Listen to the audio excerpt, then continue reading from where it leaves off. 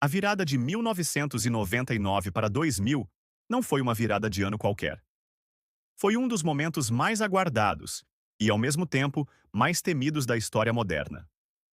Enquanto o mundo se preparava para comemorar a chegada de um novo milênio, havia também um clima de incerteza no ar. Jornais anunciavam o risco de blackouts em cidades inteiras.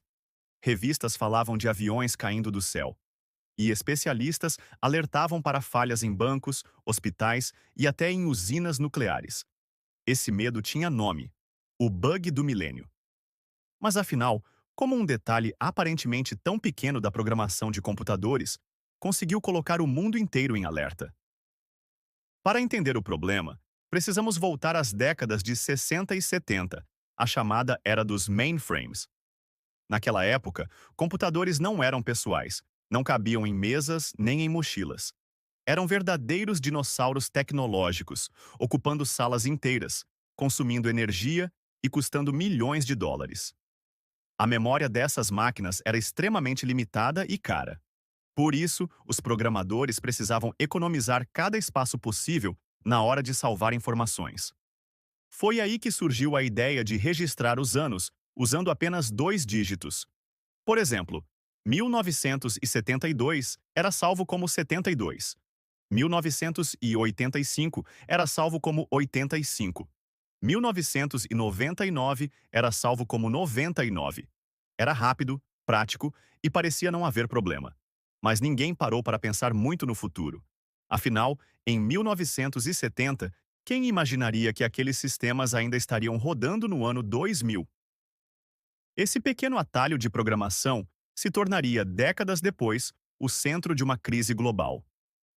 O raciocínio era simples. Se um sistema interpretasse o ano 2000 como 00, ele poderia entender que se tratava de 1900.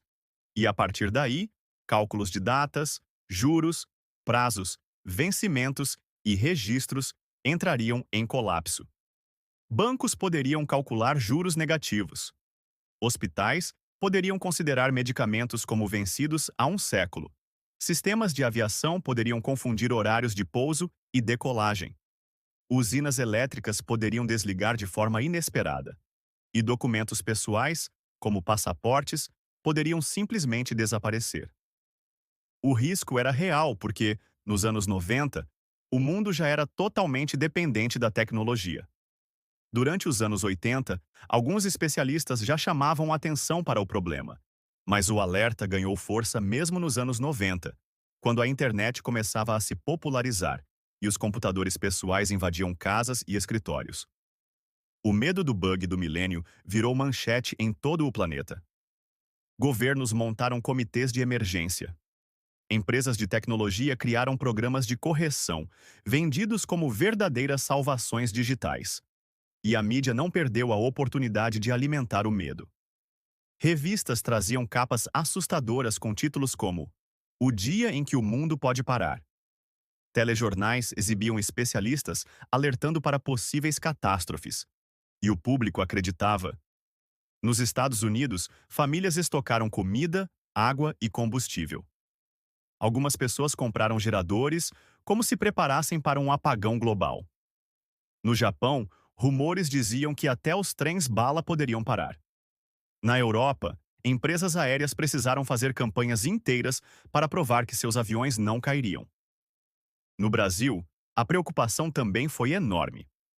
O Banco Central criou grupos de trabalho dedicados a monitorar os sistemas bancários durante a virada. As instituições financeiras gastaram milhões para atualizar softwares e bancos de dados. Companhias de energia, telefonia e transporte se mobilizaram para evitar falhas. A mídia brasileira alimentava o suspense. Será que os caixas eletrônicos vão funcionar no dia 1º de janeiro? Será que os semáforos vão apagar? Será que os computadores da Receita Federal vão travar? A ansiedade tomou conta. Muitas pessoas sacaram dinheiro antes da virada, com medo de que os sistemas bancários não voltassem a funcionar. Outras simplesmente torciam para que nada acontecesse. E então chegou a grande noite. 31 de dezembro de 1999.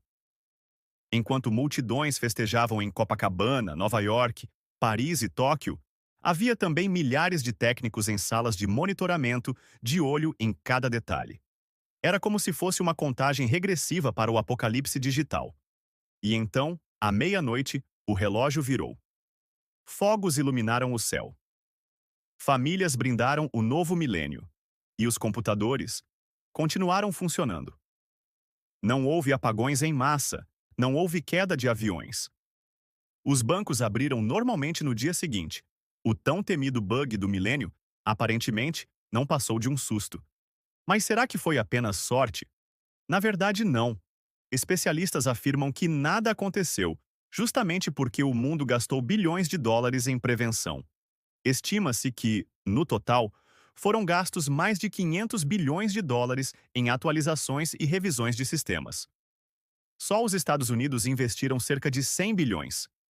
No Japão, equipes de emergência foram posicionadas em usinas nucleares, prontas para desligar manualmente os sistemas, caso fosse necessário. Na Inglaterra, o governo criou um centro de monitoramento nacional, funcionando 24 horas por dia. E no Brasil, milhares de programadores trabalharam por meses para revisar códigos antigos, muitas vezes escritos em linguagens já obsoletas como COBOL. Apesar de não ter acontecido nenhuma catástrofe global, o bug do milênio deixou suas marcas. Em alguns países, caixas registradoras realmente pararam por alguns minutos.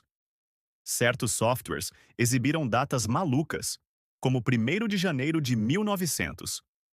Em hospitais, alguns sistemas precisaram ser reiniciados manualmente. Empresas de software faturaram alto, vendendo correções e atualizações que ficaram conhecidas como pacotes IT 2000. E, claro, surgiram também muitas teorias da conspiração. Alguns diziam que o bug era apenas uma invenção da indústria tecnológica para lucrar bilhões. Outros acreditavam que governos estavam escondendo falhas reais, que poderiam ter causado acidentes, mas foram abafadas. Passados mais de 20 anos, o bug do milênio é lembrado como o apocalipse que não aconteceu. Mas ele deixou lições importantes. Mostrou que a tecnologia já controlava praticamente tudo em nossas vidas. Ensinou que pequenos detalhes, quando ignorados, podem se tornar grandes riscos. E provou que a cooperação global é capaz de evitar crises. Depois dele, novas preocupações surgiram, como o bug do ano 2038, que poderá afetar sistemas baseados em Unix. E, mais recentemente, a preocupação com a inteligência artificial e o risco de algoritmos mal programados controlarem setores críticos. O bug do milênio também virou parte da cultura pop, aparecendo em filmes, séries e até como piada em programas de humor. O bug do milênio foi, ao mesmo tempo, um alerta e uma prova de superação. Um alerta porque mostrou como dependemos da tecnologia e como erros simples podem se transformar em ameaças globais. E uma prova de superação porque demonstrou que, quando governos, empresas e pessoas trabalham juntas, é possível evitar o pior. Talvez você se lembre daquela virada, assistindo fogos, ouvindo música, comemorando a chegada do ano 2000, enquanto, nos bastidores, milhares de programadores e técnicos respiravam aliviados. O mundo não acabou. O apocalipse digital não aconteceu. E a história do bug do milênio ficou marcada como um dos maiores sustos tecnológicos da humanidade. E você, onde estava na virada para o ano 2000? Chegou a sentir esse medo do apocalipse digital?